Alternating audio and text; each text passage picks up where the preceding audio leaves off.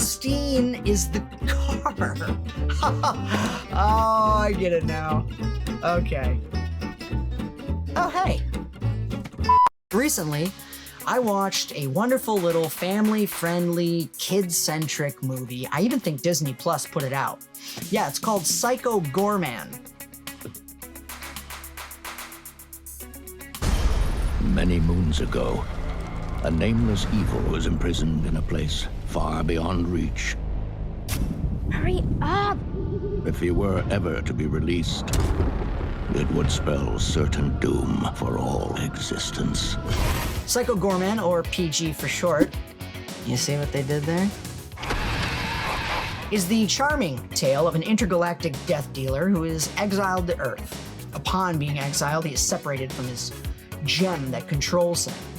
Now this gem is dug up, and he is controlled, unfortunately, by an even bigger monster. An 8-year-old girl named Mimi. Your planet will be torn to pieces, and I will treat your angry screams as I rip.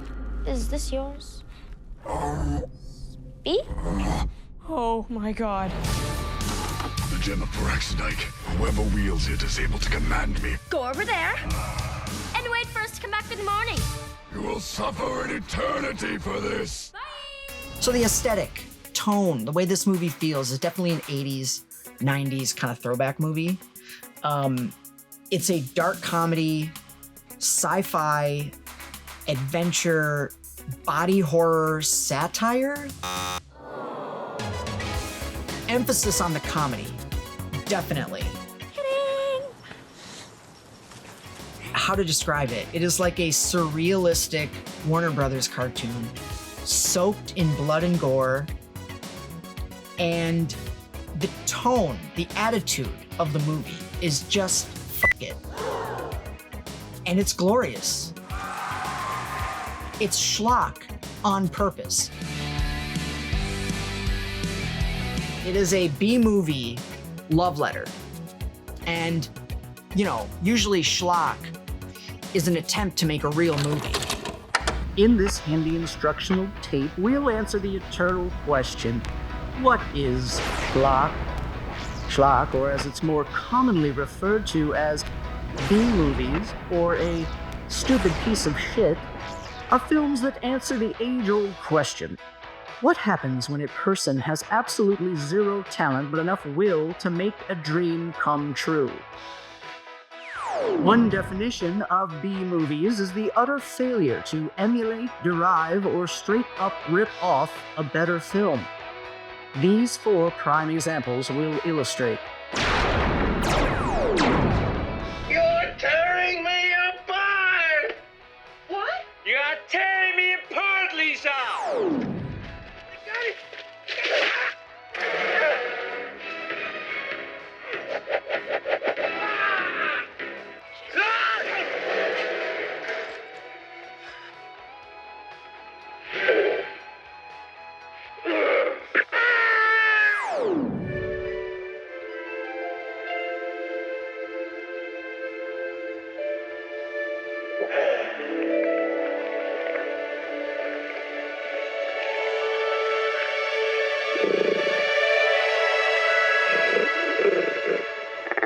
Hello, California women. Have no fear, your hormonal hero is here.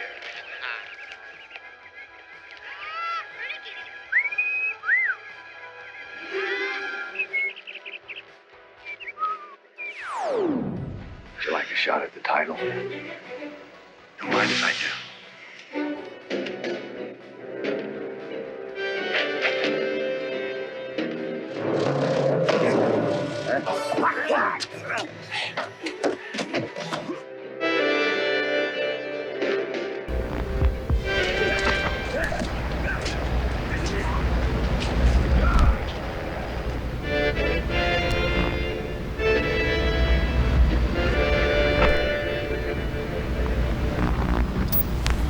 And the schlock comes from the failure in that attempt. The earnest failure. Bingo. This is emulating failure and elevating it to an actual comedic narrative that works. And this all has to do with the director. Now, the writer-director of this is a man named Steven Kostanski, and kudos to him for pulling this off. In my research, I found out he directed one of my favorite recent horror movies, The Void. They did killings and sacrifices. They made people change. Nothing else matters. He has a lot of history working in makeup departments, and it shows. It is a well-made, wear your inspirations on your sleeve kind of horror movie, and I loved it.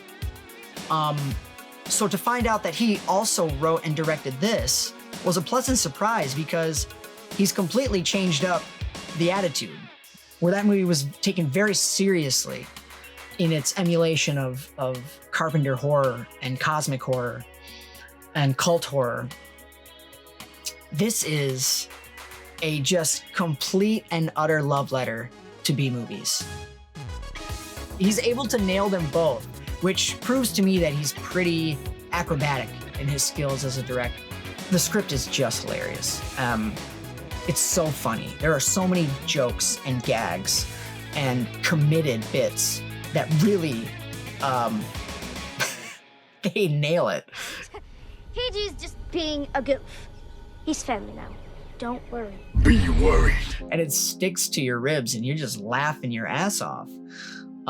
As absurd as all these characters are in this movie, every single one of them, mom, dad, friends, they all have a little bit of an arc, enough to make you care about them at the end. It's a wonderful movie world with its own deep sci-fi lore and mythology. And as the movie builds that up, the script just goes, nah, fuck that. We're gonna throw that all under the bus for the sake of a joke. I remember during the battle on the bridge. And it works every time. I got it! Here's the new plan. We push upside down karaoke to Sunday. Boom! You've got to give credit where credit is due. This movie is just brimming, overflowing with creativity. And it starts with a script and it bleeds into the production. Cinematically speaking, it's shot and it looks fine. You know, it's nothing special, but here's the thing. It's a comedy, first and foremost.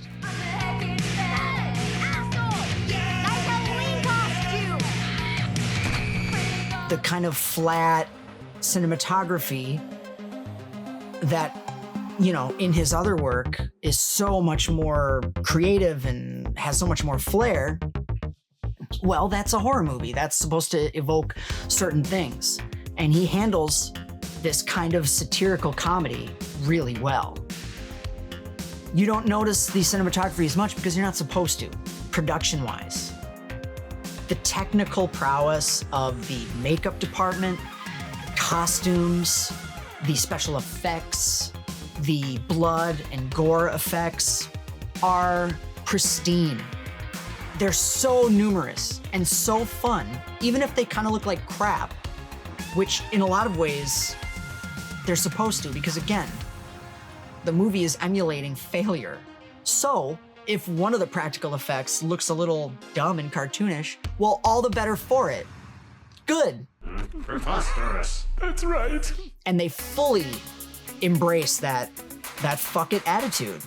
And again, they just go to the depths of your creativity and your brain, and they pull out these wonderful, wonderful characters.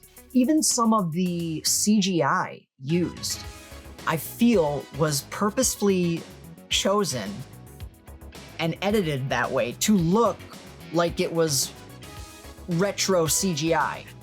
It's kind of ingenious in its absurdity.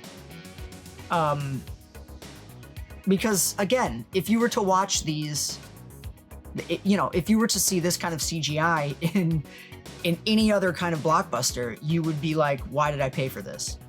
But you watch it in this and you're like, yes, that looks so charmingly silly. I can't help it. Doesn't look real at all. And I love it.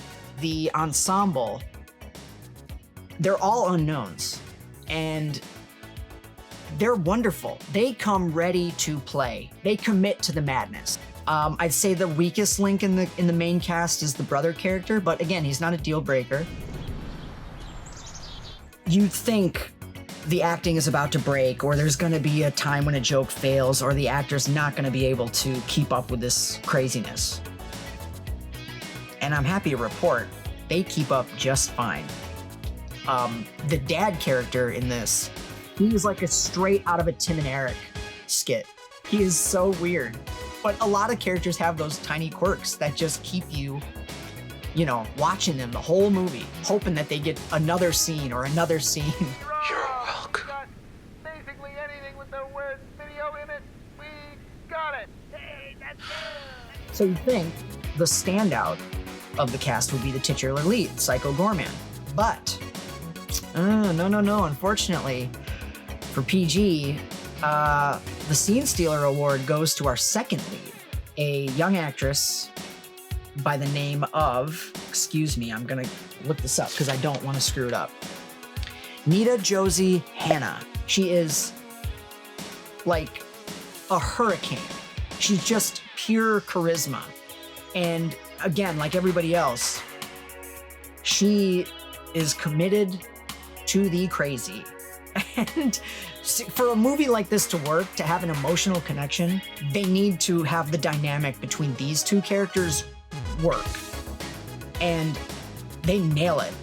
I mean, they needed to find a young actress who could have the presence to believably look at a literal cosmic murderous demon and go, yeah, I think that could be my new puppy.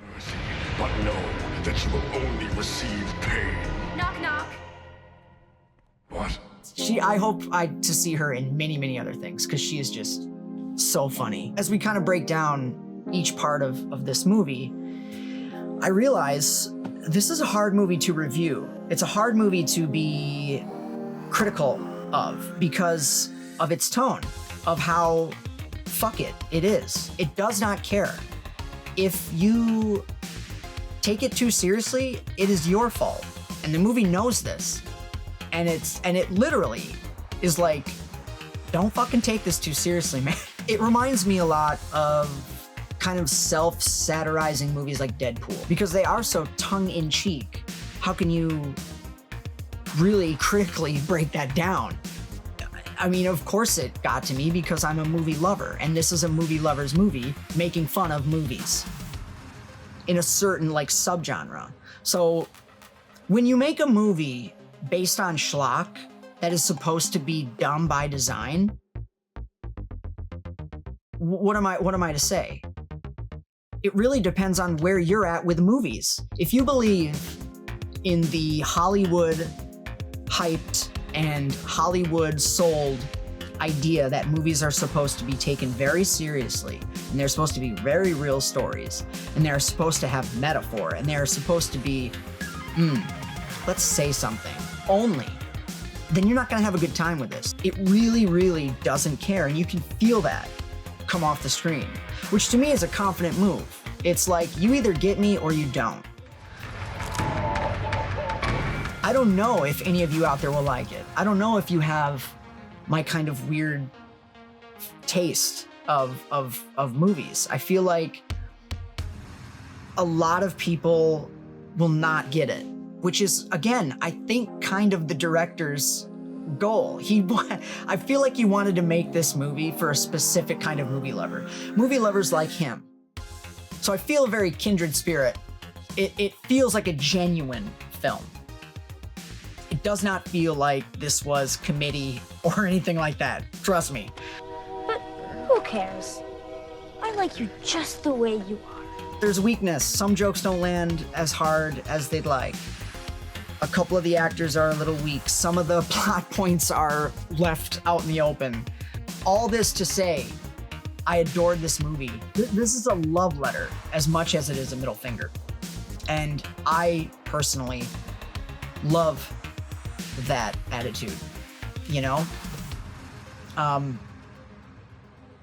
It feels like a warm hug, but then whoever's hugging you, like, licks your ear. And you're like, ah! I love you. That's Psycho Goreman. That doesn't make any damn sense.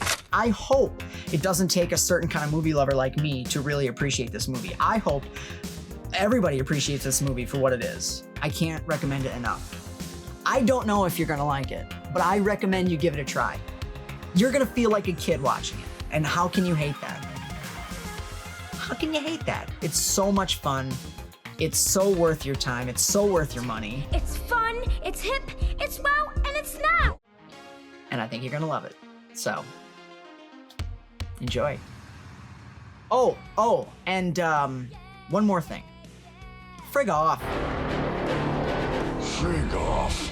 What the? I'm heckin' pissed about this friggin' movie. Let me tell you that much. This friggin' movie is wonderful. Yeah, but look at all the hunky boys. I do not care for hunky boys. Okay, go away. I'm just gonna stay here and think about Psycho Goreman. Oh, you psycho.